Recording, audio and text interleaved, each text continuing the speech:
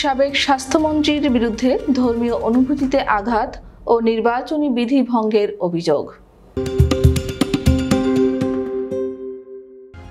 ধর্মীয় উস্কানিমূলক বক্তব্য ও নির্বাচনী আচরণবিধি ভঙ্গের অভিযোগ এনে সাবেক স্বাস্থ্যমন্ত্রী জাহিদ মালেকের বিরুদ্ধে সংবাদ সম্মেলন করেছেন মানিকগঞ্জ সদর উপজেলা নির্বাচনে চেয়ারম্যান প্রার্থী ও জেলা আওয়ামী লীগের সাংগঠনিক সম্পাদক সুদেব কুমার সাহা। আজ মঙ্গলবার দুপুরে মানিকগঞ্জ প্রেস ক্লাবের সংবাদ সম্মেলনে লিখিত বক্তব্যে এই অভিযোগ তোলেন তিনি। সুদেব সাহা বলেন, সাবেক স্বাস্থ্যমন্ত্রী জাহিদ মালেক তার ফুফাতো ভাই ও সদর উপজেলা পরিষদের চেয়ারম্যান প্রার্থী ইসরাফিল হোসেনের পক্ষে নির্বাচনী প্রচারণা চালাচ্ছে। তার মনোনীত প্রার্থীর পক্ষে কাজ না করলে দলীয় নেতাকর্মীদের পদ থাকবে না হুমকি দিয়েছে জাহিদ মালেক। একজন সংসদ সদস্য কোনো প্রার্থীর পক্ষে সরাসরি অবস্থান নেওয়ায় দলীয় কর্মী ও সমর্থকদের মধ্যে প্রতিক্রিয়া সৃষ্টি হচ্ছে।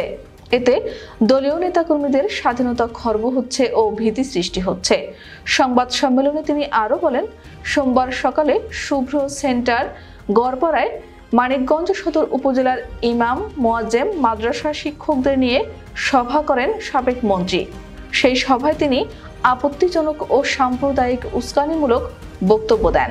ফলে ধর্মীয় সম্প্রীতি বিনষ্ট ও সংখ্যালঘুদের মাঝে অনাস্থা সৃষ্টি হচ্ছে।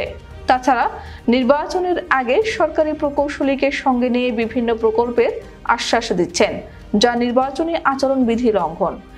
বর্তমান জনপ্রতিনিধি ও সাবেক জনপ্রতিনিধিদের ডেকে এমপি তার ফুফাতো ভাইয়ের পক্ষে কাজ করার জন্য চাপ সৃষ্টি করেছেন। এতে জনপ্রতিনিধিরা অসহায় বোধ করছেন।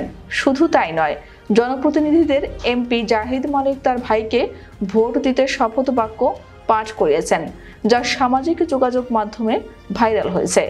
যে মাদ্রাসা শিক্ষকরা নির্বাচনের দায়িত্ব পালন করবেন তাদেরকে ইসরাফিল হোসেনের পক্ষে কাজ করতে বলা হয়েছে।